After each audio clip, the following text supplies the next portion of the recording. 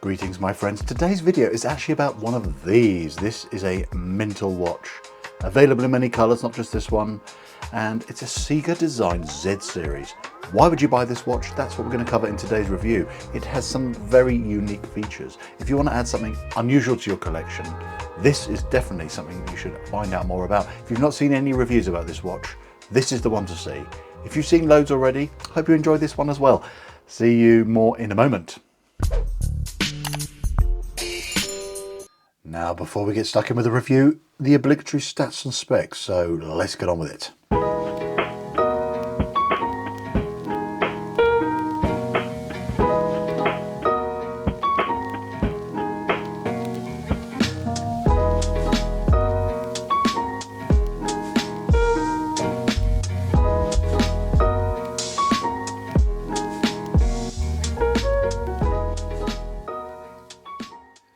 Now, this watch has been around for a little while, so I'm surprised if I get many views for this video, but nonetheless, I'm very happy to review it because I have wanted to see one of these for a long time. I've seen a few Cigas.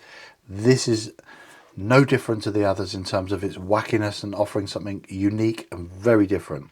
There is a big elephant in this room, and we don't like elephants in rooms now because they're just annoying. And the annoying one on this watch is the legibility. There are a vast array of choices of colour. You can get this with or without titanium as the case. You can have different strap options, of course, but they also do one in DLC, and they do want a more special one, which costs a bit more than this, still less than £300.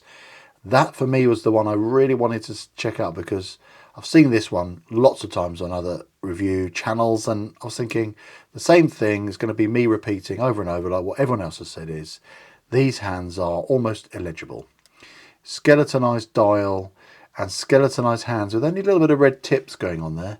It's very hard to read. But referring back to that black one that had gold hands and a gold detail here on the side, that significantly is easier to read, in my opinion. But having not got it in hand, I could not do a comparison. Second one is the size. As I showed you in the quick flick through of the stats and specs, it's quite a long watch. Nice tonneau case, but I'm going to show it to you on wrist so you get an idea how it looks on wrist. It doesn't have the most amazing wearability. It sits quite tall and chunky on the wrist. It doesn't have any curvature to it really. It does, obviously, because there is a lovely curved bit of sapphire, but it doesn't really taper around the wrist.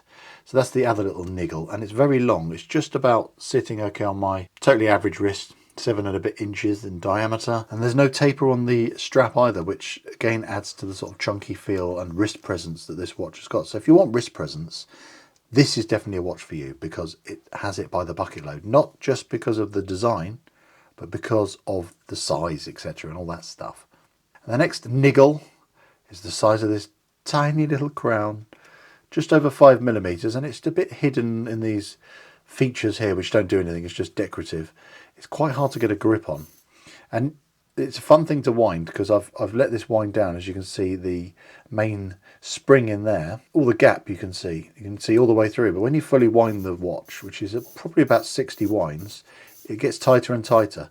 But if you want to wind your watch and you do it frequently, or you don't wear this all the time and you need to wind it up to get it going again, it's quite tricky and it's a little bit awkward on the fingers. So size-wise, I think this needs to be bigger. And another niggle, there is not really any loom to show you. I'm not even going to, I can't even be bothered to show you. It's so bad. You get a tiny bit in the hands there, and that's about it.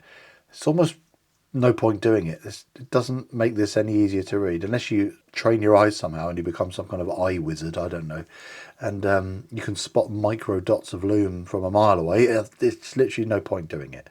So that's the other niggle. Quite heavy on the old laser etching on this, Ciga design on the side. Don't know, it's a bit like Invicta, it's a bit Marmite, you love or hate it. It's just the kind of thing you may or may not like having plastered down the side of your watch. Go on the other side of the watch, I don't know what these are for. They are just decorative. They look like pushers, but they're not. I'm a bit annoyed that they don't do anything. They're acting as crown guards, I know that, but it's a tiny little crown. It almost doesn't need protecting. If they had put a massive crown on there, I could have then dealt with the fact that it would have had some crown guards. But this crown is pathetic. It doesn't need protecting. You It could be just left there like a little zit on the side. I think the problem with having a fully hollow design and hollow case and lots of hollowness is you really hear this rotor when you're wearing it on your wrist. You hear it sort of clonking about in there. It's not unrefined by any means. It's just, in a way it actually is. It's just a bit unrefined. It just sounds cheap. You hear it scratchy and just grindy in there. It's not a sound like there's something wrong. It just sounds a bit graunchy. And the last criticism is it's only got 3 ATM water resistance. And the fact, it's a shame on the back. All they've got written on the back is all stainless steel, whoop-de-doo, and then water resistant 3 ATM. I would not be proud to display that pathetic amount of water resistance. I'd want to put something else there, I don't know, like skeleton, I don't know, or say the name of the watch, Ciga Z series. Just do some more branding, I don't know, but not blast woefully low water resistance on there. Pointless. Well, that's enough of me criticising this otherwise fascinating watch. The positives, there's loads of them. Obviously, if you're carrying on watching this video, you like the watch enough to want to know more and hear my feedback, because it's love or hate. And the thing I love about this watch is the fact they've put in here this movement. This movement is a seagull movement, which is widely available, hugely popular movement that you can get in China, very affordable. So that makes it then affordable to do a modified version of it. And this is extremely heavily modified. And when you look at this amazing cage system, if you will, that all the rubies and the cogs and the gears and everything are mounted to, and any excess material has been cut away, so you can see all that gorgeous inner workings.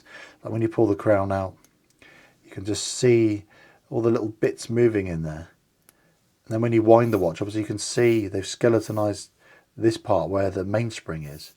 You can just see that when it's coiled up and tighter, that's how the power of the watch is then transferred into the rest of the movement. You see this beating lovely escapement in here, just see it ticking away in there. And then you can flip it over and enjoy it from the other side. It's just so glorious to be able to see a mechanical watch doing its thing so readily, front and back. Even when it's on your wrist, you can enjoy it doing its thing. You just end up mesmerized by it. The flip side of it being illegible is you can actually really enjoy all the mechanical aspects of this watch. And it's been really well finished. This is just over £200. That's really affordable territory. And you get the lovely machining on the rotor, skeletonized rotor. You've got machining on the actual movement itself. It's like a frosted finish on this side. And then it's flip it over, and this side you've got the polished elements. I just think that's really elegant and just interesting. Crystal on the front is sapphire with a curve to it. Again, that's great at this price. Skeletonized case. You can see through the case, and you've got these cleverly machined little hexagonal screws in here. Those are things you don't normally get around £200. That clever machining, all that extra effort that's gone into making this watch is what I appreciate. It looks like an expensive watch. In this age of Richard Mille's and other fancy weird looking watches, this almost looks like a bargain Richard Mille. You know, it's 200 quid for something that looks mental. So if you want that fancy, crazy look, this is really going to be up your street. Lots of lovely details here. The crown, although microscopic, it is very nicely machined. Beautiful knurling. If it didn't have that knurling on there, it'd be almost impossible to use. And Ciga logo on there is lovely. The crown action is good. Pops out nice and easy. No, it doesn't. What am I saying? When you can pop it out, the winding action of the hands to set your time, very easy, very nice. Pops back in nice and smoothly. The crown tube in there, which is so lovely, it's red as well to go with this whole red theme of this watch. And then I love the applied Ciga Design logo on there that's polished, contrasting against the frosted, skeletonized movement aspect. That's playful, that's fun. When you tune your eye to these hands, you do get to see them. It's actually quite easy to do the time because you've got this inner rehort, or this area around here with all the increments of time. Double dashes or double marks here at the 12, 3, 6 and 9. And then the other increments of the single little line. And then everything in between. And all the finishing is done really well. The brushing, you see from macro shots throughout, is very uniform, very neat. A little bit of polishing on the edge here on this chamfer, just to break up all of that brushing that's going on. Really nice interesting level of complexity, as you can see here with the skeletonized aspect. It's just lovely to look at. The more you look at it, the more you appreciate it. So Ciga seem to have their own niche, and I'd like to see more from them. I'd like to see a version 2, 3 or 4 of this watch and see what else they can do with it, because I think they are definitely on the right track with this watch. What it offers for the market, it's so unique and different, but what else can they do with it? I want to hear your ideas.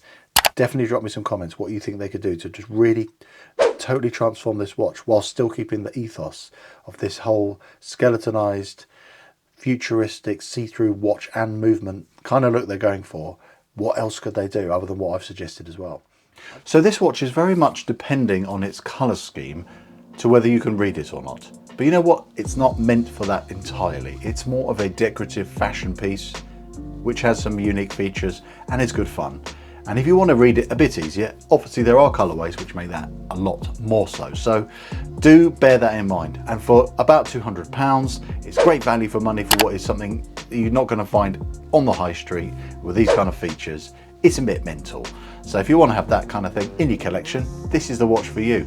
Don't forget about that discount you can get with Ciga celebrating their 7th anniversary. Happy 7th birthday. Wish you all the luck. Thanks again for watching this video. See you in another one. Bye for now.